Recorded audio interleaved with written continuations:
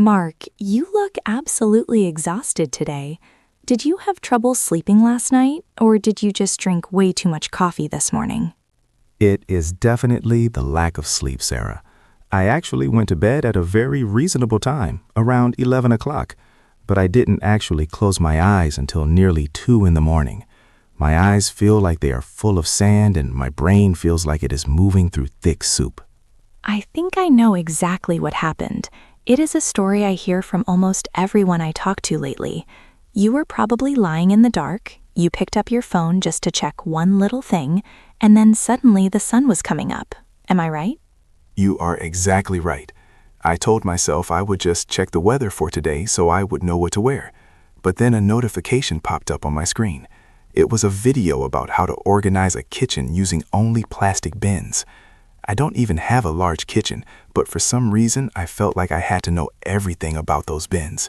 Before I knew it, 90 minutes had passed, and I was watching a documentary about the history of salt.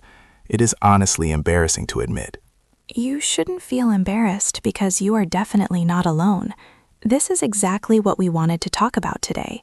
In all the English textbooks, we learn very simple sentences like, I check my phone, or I watch videos before bed. But those sentences are too simple. They don't describe the feeling of losing control of your time. They don't describe the reality of our digital lives. If you want to speak natural, real-life English, you need the words that describe these modern problems. If you find these tips helpful for your daily life, make sure you hit that subscribe button so you can join us every week for more real-world English practice that actually matters to your life. That is a great point. When I say I checked my phone, it sounds like a quick, intentional action, like I looked at the time and put it down. But what I did last night was not a quick check. It was an accident. It was a total loss of time. How do I say that in English without sounding like a robot? The most important grammar structure you can learn for this is I ended up, followed by a verb ending in ing. We use this when something happens that we didn't plan. For example, you didn't plan to watch the salt documentary. You can say, I ended up watching a documentary about salt. Mark, try saying that with me. Focus on the link between ended and up. It sounds like one word. Ended up. I ended up watching a documentary. I ended up. It sounds like I am telling a story about a mistake I made. Exactly. It is perfect for describing those little accidents in our routine. Think about your day yesterday. What is something else you ended up doing that you didn't plan? Well, I went to the grocery store to buy milk, but they had a sale on chocolate. I ended up buying 5 bars of dark chocolate. My kitchen is now full of candy I didn't need. That is a perfect example. I ended up buying. You can use this for everything. I ended up staying at work late. I ended up talking to my neighbor for an hour. I ended up walking home because I missed the bus. It shows that the result was different from your original intention. This is much more natural than saying, I bought 5 bars of chocolate, because it explains the surprise. I can see how useful that is. It really changes the feeling of the sentence. But what about the phone itself? When I am scrolling through my phone for hours, I feel like I am being pulled into the screen. Is there a way to describe that feeling? We have a very specific phrasal verb for that. We say, I got sucked into something. Imagine a vacuum cleaner pulling you in. You can't resist it. You can say, I got sucked into a YouTube rabbit hole. Mark, have you heard the phrase rabbit hole before? I have heard it in movies, like Alice in Wonderland. Does it mean getting lost in something? Yes. In modern English, a rabbit hole is when you start looking at one thing online, and that leads to another thing and another until you are deep inside a topic you didn't even care about at the start. So you could say, I got sucked into a rabbit hole of cat videos, or I got sucked into a rabbit hole of celebrity news. I love that. I got sucked into a rabbit hole of vintage car repairs last week. I don't even own a car. It just happened. I also feel like when I am doing this, my brain just turns off. I am looking at the screen, but I'm not really thinking. I'm just moving my thumb up and down. That feeling of your brain turning off is what we call zoning out. When you zone out, you are not focused on the world around you. You are just staring. So you can say, I was just scrolling through Instagram and I completely zoned out for an hour. Zoned out.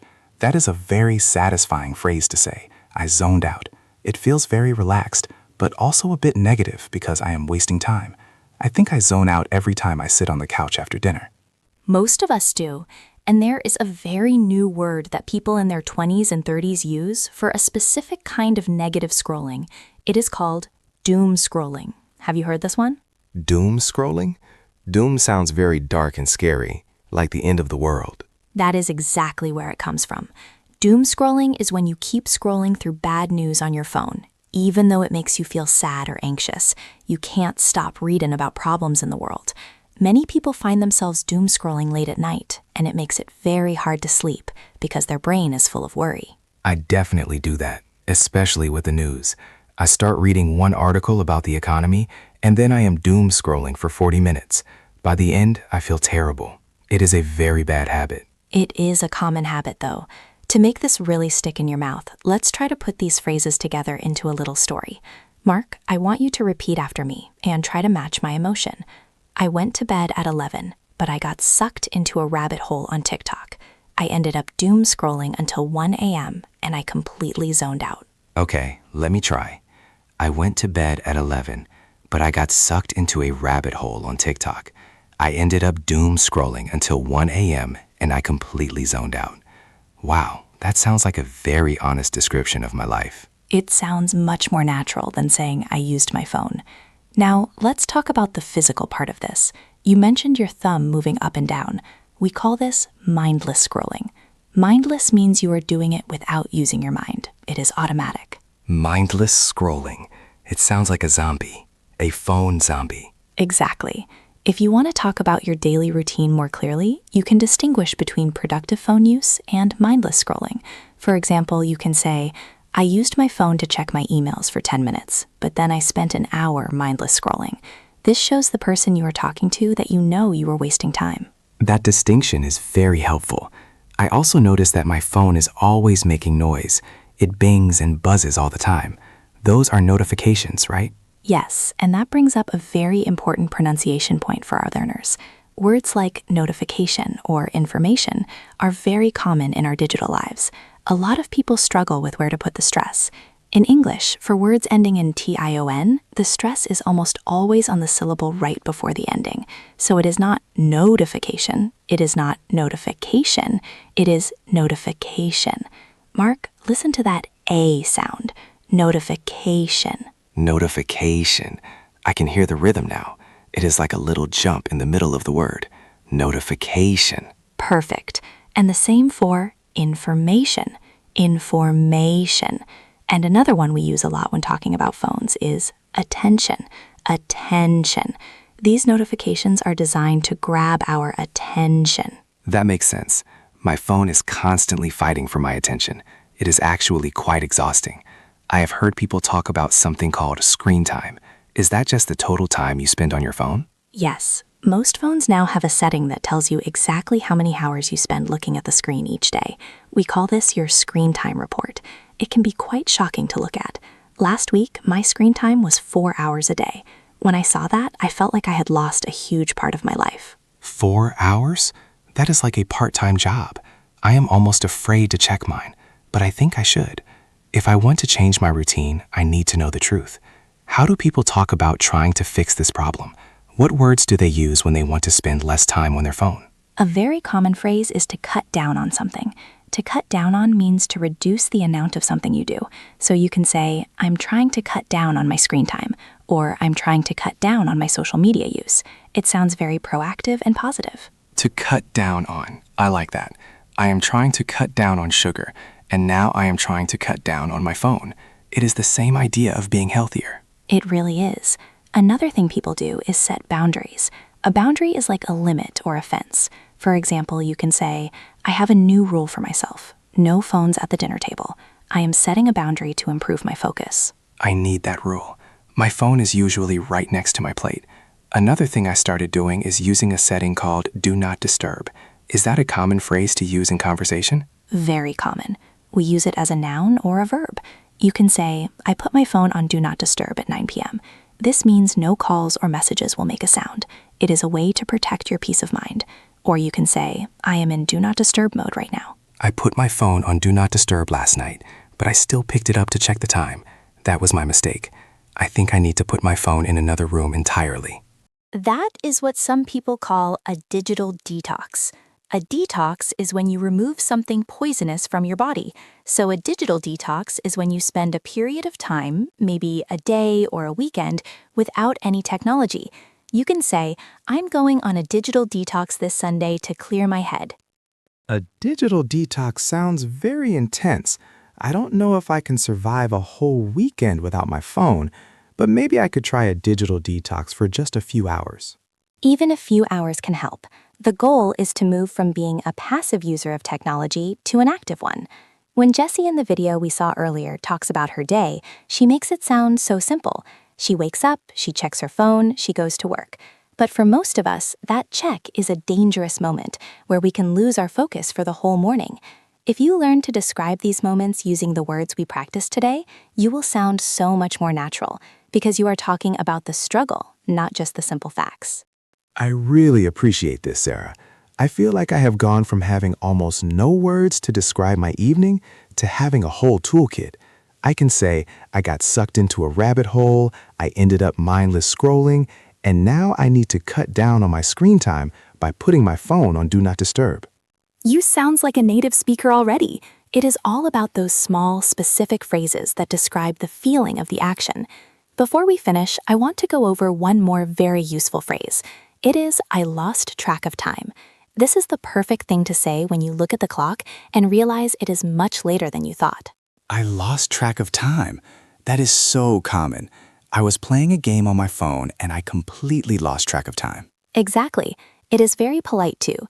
If you are late for a meeting with a friend because you are on your phone, you can say, I'm so sorry I'm late. I was reading an article and I totally lost track of time. It sounds honest and relatable. It certainly sounds better than saying I was staring at my screen like a zombie. Much better. We have covered a lot today. We talked about I ended up for unplanned actions, getting sucked into a rabbit hole for when the internet pulls you in, and zoning out for when your brain takes a break.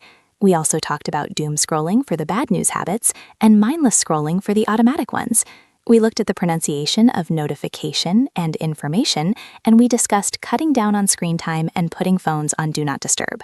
That is a lot of new English. I feel like my head is a bit full, but in a good way. Not like the soup feeling I had this morning. That is the goal. We want the English to stay in your mouth, not just in your head. The best way to do that is to actually use it. So here is a little challenge for everyone watching. Open your phone right now and go to your settings. Look at your screen time report for yesterday. See which app you used the most. Then I want you to write a sentence in the comments using one of the structures we learned today. For example, you could say, I ended up spending 2 hours on Instagram yesterday, or I got sucked into a rabbit hole on YouTube. That is a great idea. It makes the grammar real. I'm going to do it right now. I suspect I ended up spending way too much time on a shopping app looking at bins I don't need.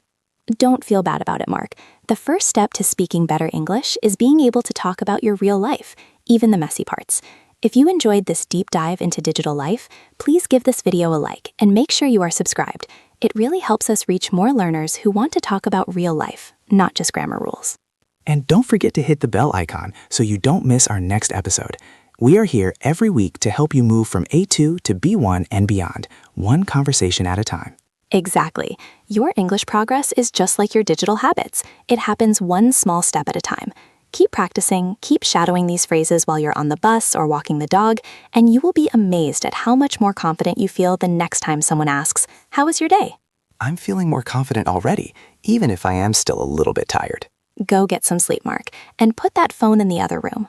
I will, I promise. No more rabbit holes for me tonight. We will see about that. Thanks for joining us today, everyone. Remember, don't just study English, talk about it. We'll see you in the next one. Bye, everyone. Happy practicing. It is really interesting when you think about how much our language has changed because of these devices. 10 years ago, the word doomscrolling didn't even exist. Now it is a word that almost everyone in our age group understands immediately.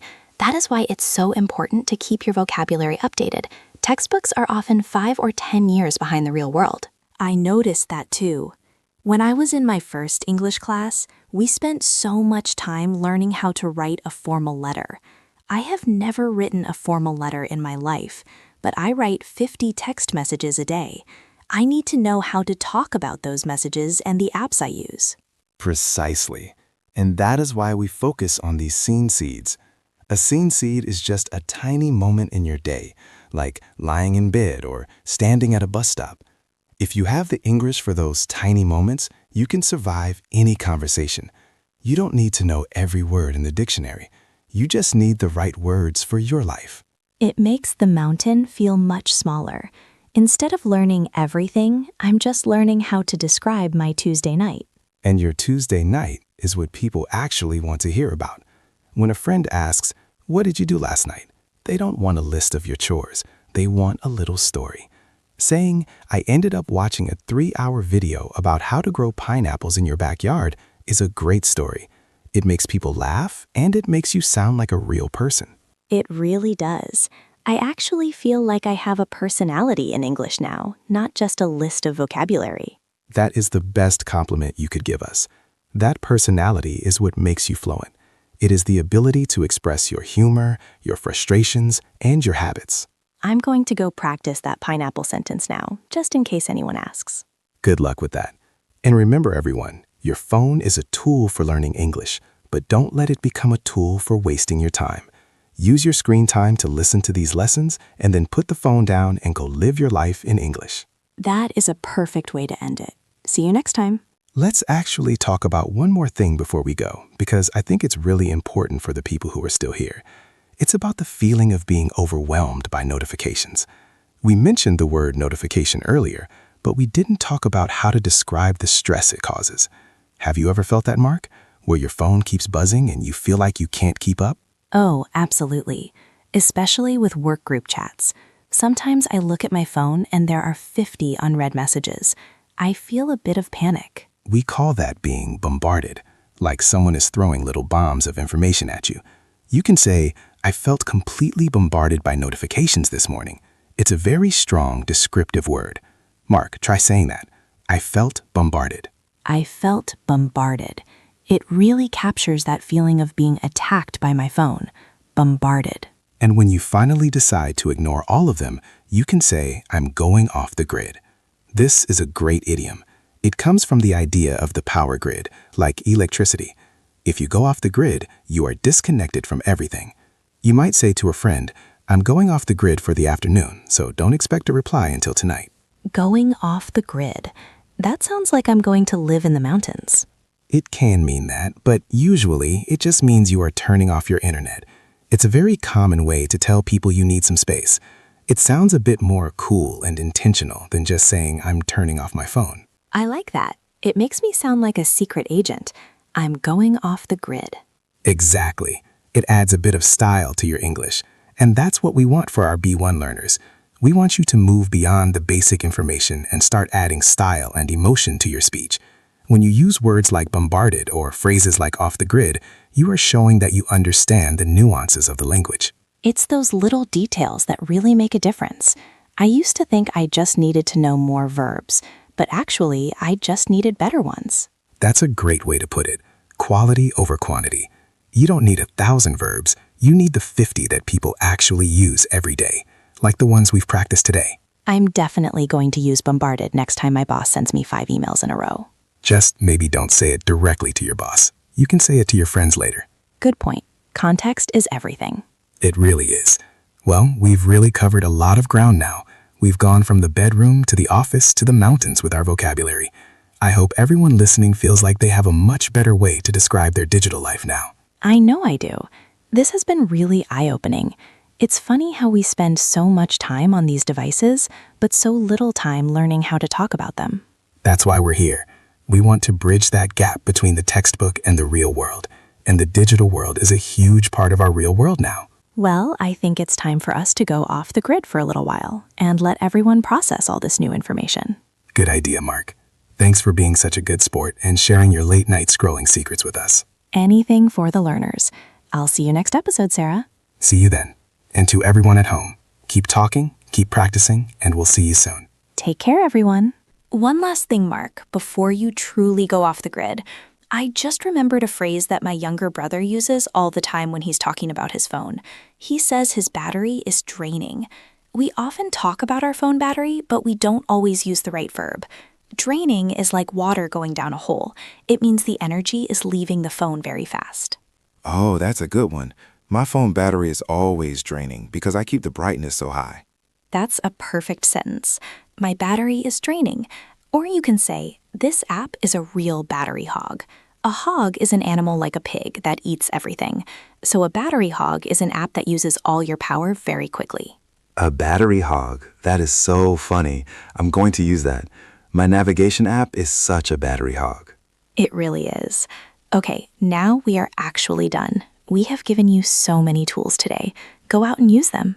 I'm going to go find a battery hog right now. Bye. Bye. Happy learning. You know, I was just thinking about how important it is to mention the concept of being glued to your phone. It is such a visual idiom. Imagine you have glue on your hands and you can't put the phone down. I feel like that every morning. I'm glued to my phone before I even get out of bed. It's a very common way to describe someone who is always looking at their screen. You can say, he's always glued to his phone, even during dinner. It's a bit of a criticism, so use it carefully, but it's very common. I've heard my mom say that to me many times. Mark, stop being glued to that screen and help me with the dishes. Moms are very good at using that idiom. And when you finally put it down, you might say you are unplugging, like pulling a plug out of a wall. I'm unplugging for the weekend. Unplugging? That's like a softer version of going off the grid. Exactly. It's very popular in the wellness world. People talk about the importance of unplugging to reduce stress. It's a nice, gentle way to talk about taking a break from technology. I think I'm going to try unplugging tonight. No phone, just a book.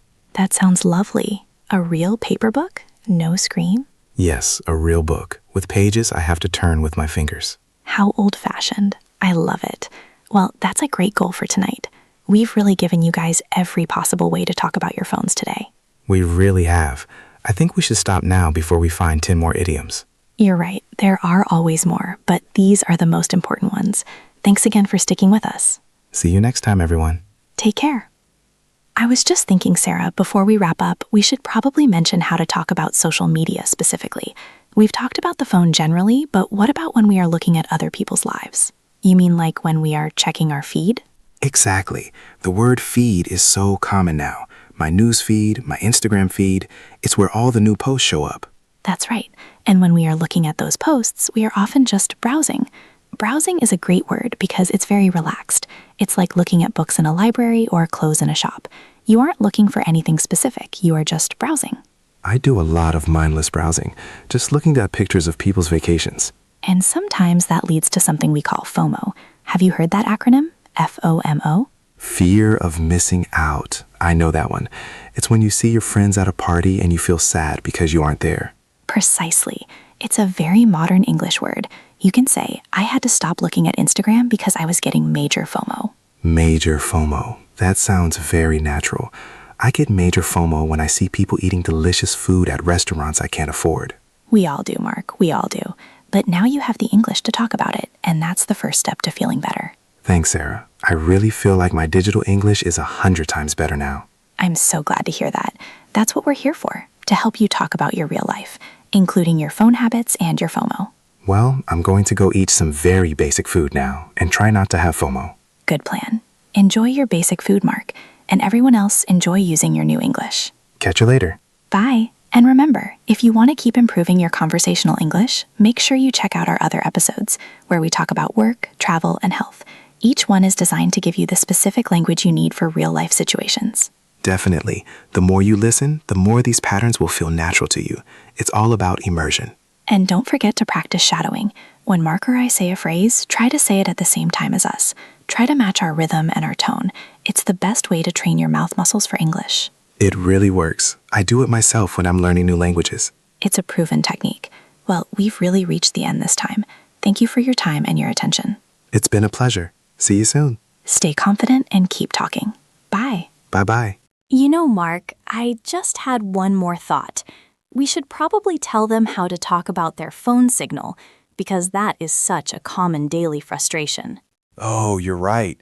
When you're in a tunnel or a basement and you can't get any internet? Exactly. We say, I have a weak signal, or I have no service. And when the internet is working, but it's very slow, we say it's lagging. My video is lagging. That is so annoying. It really is. Or you can say the connection is spotty. Spotty means it works in some places but not in others, like it has spots of good connection and spots of bad connection. Spotty connection. I have that in my kitchen. I have to stand near the window to get a good signal. That is a perfect real-life example.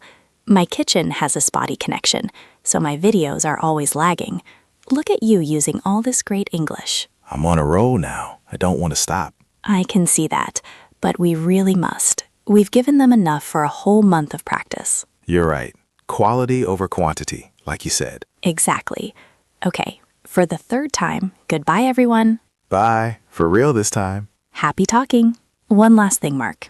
Just kidding. We're going now. You almost had me. See you, everyone. Good luck with your English journey. We are cheering for you. You can do it. See you in the next one. Bye.